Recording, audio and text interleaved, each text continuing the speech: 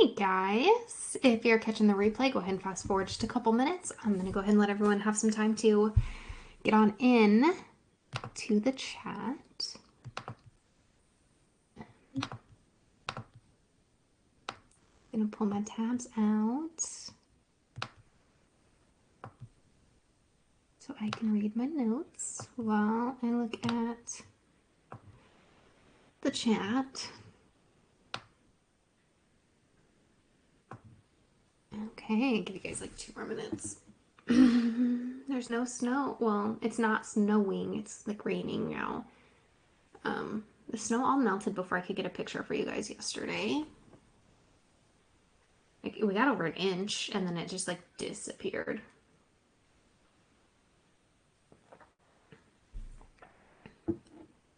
And this morning I woke up to like another maybe half an inch outside and it's basically gone by now. So that's fun. Honestly, I don't mind the snow as much. I just really hate icy sidewalks and roads. No. And I get nervous leaving the house if it's going to get cold enough that it might get icy. I'm afraid of getting like iced out of my house.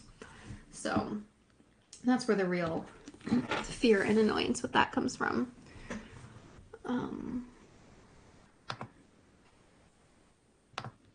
Okay. Is today not a great day for everyone to be joining? All right, we've given it a couple of minutes. I just lost my notes. There they are. There we go. Good, great. Okay. I dealt with quite a headache last night. Like a migraine. I almost threw up. It was pretty intense.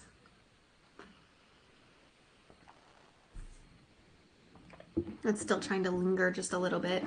It's mostly gone now, though. Okay. Which I actually did a meditation to get rid of it. I mean, sleeping and a lot of hydration was helpful. So I woke up, it wasn't nearly as bad as when I went to bed, but I did a meditation, a guided meditation on YouTube, where I visualized like visualized all the pain becoming like a black cloud, and then blew it away. It sounds so ridiculous, but my goodness, it works. It really helps. I should have done that yesterday instead of sitting in the pain. Anyways, we live, we learn, we keep moving forward. But that is explaining why, in case you're questioning, like, I don't know. Well, I don't look like I'm in the dark, but I am sitting in the dark. I just have natural light coming in my windows.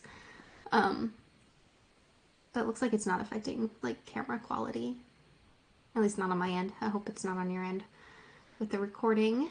Okay, let's dive into this then. I'm just going to check real fast over in our group. No, nobody is saying I can't find it. No messages, no comments about it. Okay. Cool. I can open all the right windows in the right sequence now to set it up. There, great. So today we're talking about romanticizing everyday routine. Making everyday life, all the daily things that you need to do anyway, feel like magic. Feel like a fairy tale, like a Hallmark movie, whatever kind of comes to your mind when you want to romanticize your life, right? We talk about, I've been seeing that a lot here and there, like romanticize your life. But to me, it comes down to more when I think about changing my life. It's more changing tiny little details, changing tiny little things, adapting like my anchor practices and uplifting that everyday routine. Because yeah, you could romanticize your life by taking a lavish vacation you never imagined, but we can't all do that all the time, right? For some of us, that's like a once in a lifetime thing to go on some huge lavish vacation. It's like every 10 years, maybe you get to go do something big and wonderful.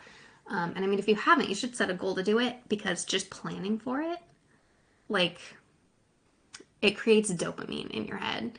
It's actually like more exciting to have the anticipation of a trip than to actually go on the trip. So even if you absolutely can't afford one, you should definitely plan one for like years down the road. And then create like a savings plan and stuff and like make it happen, make it a reality, but envisioning it and having that build up and that anticipation of going to do something you never dreamed you could do. That is like a serious life hack. Romanticizing your life, envisioning it, putting it on your dream board, whatever. Anyways, that was a bonus tidbit. We weren't supposed to talk about vacations today. But I do want to talk about adding joy to the daily tasks you already have to do. And that doesn't have to, in most cases, cost any extra money or take any extra time. Some of it is simply just finding your center and paying attention to what you're doing. So I want you to know that this can include like setting small rituals or enjoying your simple pleasures and making routines feel more fulfilling. So yesterday we talked about your basic needs. We have to take care of your basic needs first. I referenced Abraham Maslow's hierarchy of needs, and we really talked about honing in on those physiological needs, that base layer of his hierarchy, his pyramid. I guess it's a triangle. It's not three-dimensional. It's a triangle. But that hierarchy of needs, the physiological needs were food, sleep, shelter, clothing, water, those basic needs. And honestly, if you want to up level your life, up level those needs, how you take care of those first. Like first meet them for one thing. That will change your life, meeting all of those basic needs at like 100%. But then get to thinking like, because on like the hierarchy of needs and your journey to self-actualization, there's not like food as in get just enough to survive, and then food as in, have the nutrients your body requires, and then food as in, buy the highest quality and only organic and like fair trade and all of that. Like there's not a progression of your food up leveling, right? It's just food as a basic need. So if you want to up level your whole life, you want to up level your whole experience, you want to start romanticizing in your life. Start with those basic needs, the basic things that you know you're going to take care of, but take care of them better. Take care of them with quality. Take care of them with little indulgences, right? So honestly, like trying to up level your life, you're going to see a greater impact spending more money on your grocery bill to buy higher quality food, cleaner foods, foods you actually enjoy better. Like when it comes to buying, especially like a dessert, like if you're going to buy a chocolate bar, do you really love that Hershey's bar, or would you rather spend like 3 times as much and get, the gourmet chocolate, right? And especially when it's something that's taking care of a sweet tooth and it's a sweet treat and you really want to enjoy that instead of just satisfy the sweet tooth, you want to indulge in the decadence. Upgrade what you're choosing. Okay? It's a simple thing, but you're going to see a greater impact on your whole life if you're spending more on those basic needs instead of, going out and frivolously spending the money on something that's like a status symbol, right? Buying something high quality that's going to last is actually going to have a greater like psychological impact on you than going out and buying the thing like the Stanley Cup, and I mean, I don't want to rag on Stanley Cups, but you're going to see a greater impact in your life if you're actually drinking enough water versus carrying around the fancy cup that everybody else wants, right?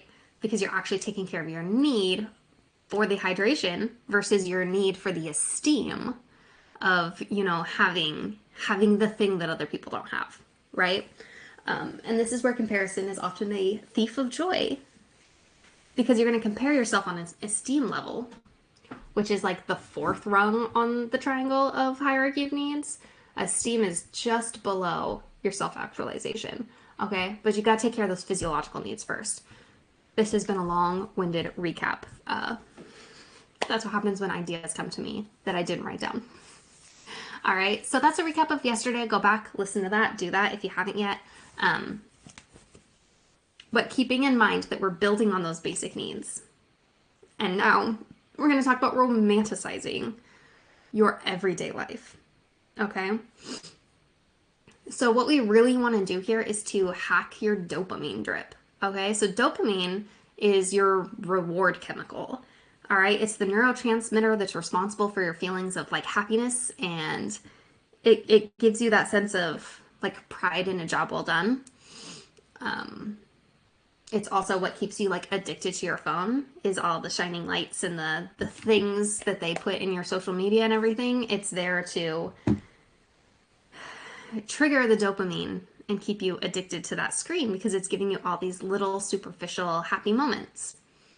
All right, but we want to hack our dopamine in a positive way. We want to create more dopamine in our head as a reward for the things that we actually want to be doing in our life, the things we actually need to be doing in our life, right? All of those everyday things. If completing those tasks, if achieving those on a quality level becomes a dopamine inducer for you, you're going to be more likely to continue that practice, to continue doing it. If you enjoy it, you're going to do it more, right? So if we can hack our dopamine drip by rewarding ourselves for every win, and I really hate the term small wins because I think it diminishes the feeling, and I think it takes away some of the power and it takes away some of that dopamine that you would have been feeling otherwise for having completed a thing, for having won something. So I say all wins are wins. I do not like the term small win versus big win. Okay, a win is a win, and I'm gonna reward myself for all of them. Okay, even if it's just taking out the trash, I'm gonna reward myself, even if it's like literally just a pat on the back, like, yeah, girl, you did it. You got the trash out by 10 a.m. Great job. Perfect. Okay, rewarding yourself can be a little pep talk. It can be a sweet little treat. Um, it can be whatever. Okay. Anyways, research has shown that those with ADHD, depression, or any other like neurodivergent condition, we don't receive the same dopamine reward for completing certain tasks as other people do. And I'm going to take a wild guess that most of you in here have struggled with ADHD or depression or another neurodivergent condition because you've been attracted to me. And I am of the above. So chances are you are too, in some kind of a way. Or maybe it's just anxiety disorder. I don't know. I'm not here to diagnose you. But this means that we need to hack the dopamine for ourselves. We need to find a way of rewarding ourselves and making things more enjoyable. And we need to spike that dopamine on our own because it's not going to be there. And that's partly why we get this, we get the, what is it? The executive functioning disorder that accompanies ADHD. Where you know you can physically do something, but you just can't get yourself to do it. It's because you know that your brain is not going to reward you for finishing that task the way that you expect it to. So anyways, a quick Google search says that romanticizing your life is about finding beauty in every day, appreciating the small things, and celebrating what you already have. Romanticization draws wisdom from different domains like mindfulness, positive psychology, and the Danish custom of hygge. So I wanted to share with you some ideas for romanticizing the small moments. And as I read these to you, I want you to think of all the little things that kind of make you smile. And I want you to notice those things. As you go through your day today, notice the things that kind of make your life feel romantic, make your life feel like a fairy tale, make your life feel like it's a Hallmark movie. Just the things that kind of are that extra little cherry on top. Notice those things, okay? And then I want you to start incorporating more of those things with your anchor tasks throughout your day, okay? And anchor tasks are the things that just naturally happen every single day. These can be either by nature or by habit, things like sun rising or setting, or you having your morning coffee, or sitting down to eat dinner. The things that always happen, if you can incorporate some type of added bonus to these things, it's going to romanticize your life. And especially if you can find a way to romanticize the things that you find hard to do. For me, it's always been making dinner, and um, there's just so much like past trauma that goes with that. With the way that I was raised, the way I wasn't taught how to cook, but I was expected to learn how to cook. So many of these things, being raised on banquet dinners and having gut issues, it just really deterred me from it. I was like, I just want to have something easy to eat. I've always been a big fan of girl dinner. Like, I'm fine with cheese and crackers, and then I had a whole family that I need to cook for. Uh, my kids are fine with cheese and crackers, but I promised my husband if I didn't have to work a full-time job, I would be responsible for cooking dinner. So girl dinner doesn't count. One night a week I get to make girl dinner. We do like fondue or pizza. um, but anyways, so one thing that I've done that makes me actually enjoy, I guess a couple things that I've kind of done that help me to enjoy cooking dinner is one, using like a HelloFresh delivery service because everything is pre-packaged, pre-portioned, and it takes so much of like the extra little things out of it where I'm not having to like double check a recipe for measurements and um and it's just like good food that I've been looking forward to having. It's like cooking a restaurant quality meal, but at home. And I feel like without the box, I don't know how to do that. That plus having a clean kitchen to work in. If my kitchen is clean before I cook dinner, I will have a better time cooking dinner. And honestly, like I'd rather cook in a clean kitchen than wake up to a clean kitchen, if that makes sense. So kind of reworking where I spend the most time in the kitchen. If I clean my kitchen at 3 p.m. and then start thinking about dinner, it goes better. Um, and then thirdly is playing a like having a soundtrack for it, having a vibe in the kitchen, and brewing a cup of tea. So I'll have a cup of tea, um, and then I'll listen to like Folklore or Evermore, the Taylor Swift albums, or something similar to that that's like that Apple recommends. And it just kind of sets the vibe. And I enjoy the practice so much more. And it makes it feel like this beautiful kind of ritual. Um, but anyways, here I'd like to share with you a list of ways that you can start to think about romanticizing all of the small moments in your life. Think about romanticizing those anchor tasks and things. So think of either making it peaceful or making it fun. All right, those are kind of the two things that you'd want to go for, is either peaceful or fun. You can light a candle or burn incense. You can dim the lights. Or if you don't have a dimmer, go for a lamp instead of the overhead light. Create a playlist or have like a curated favorite album or something. Brew a hot cup of tea. Practice the pause for peace. So this is something you can do all throughout your day. And it is sort of tapping into mindfulness. It's very similar to practicing mindfulness, which is also on this list. But to me, the pause is just, you literally just pause. You put a hold on whatever is going on because you feel the stress and tension building up, and you take a deep breath. And you just let it be like a reset breath. You breathe in peace and you breathe out all of the stress and negativity. You breathe it out, you let it go. You feel your whole body like release. And then you go back to your day. Go for walks, get in nature.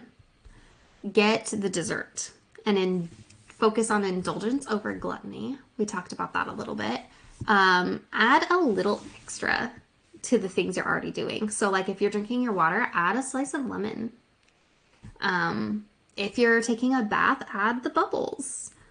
If you're having ice cream, add a cherry on top. Like do the little extra that makes things seem just a little bit extra fun, like give yourself this little, I deserve a little extra. Absolutely. Stop settling for the bare minimum of all the good things. Get flowers for your kitchen the next time you're at the grocery store.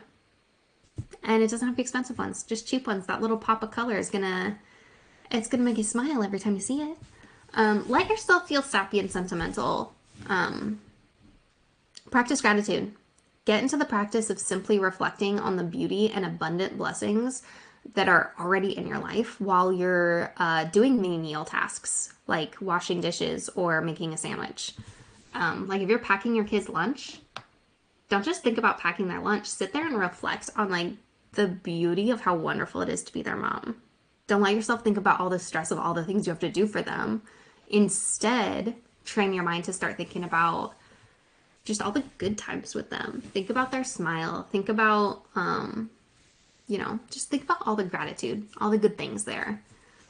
All right, so today I'm going to give you your action task, and it is to choose one way to start romanticizing your one of your automatic habits, especially if it builds on a basic need that you're working on. If you can find a way to kind of romanticize that. So if you're working on hydration, think about, okay, I'm going to put a little bit of lemon in my water at this time of day, and then I'm going to swap it out maybe for a hot cup of tea in the evening. Maybe I'll make that part of my unwind practice is after dinner, I'm always going to have a cup of like bedtime tea or chamomile tea. And I'm just going to have that cup of tea while I'm getting the kids ready for bed. All right. So post in the group how you are choosing to add a little bit of romanticy into your life. Romanticy is not the right word. That's a book genre. Post in the group how you're romanticizing your daily life. And I want you to post not just to hold yourself accountable, but to inspire others who are struggling with picking something and deciding on something. Especially if you choose something that's not on the list. I want to hear about it. Let's go ahead and do that, okay? And I will post the replay just like I did yesterday in a new thread, and then you can go ahead and comment under that for the day. And if you didn't comment on day one, go back and comment on day one. That's the beauty of the replay and having these up all week is that you can go back and you can talk about day one on day two and whatnot. So thank you so much for being here, friend. I really enjoyed this chat with you. See you tomorrow.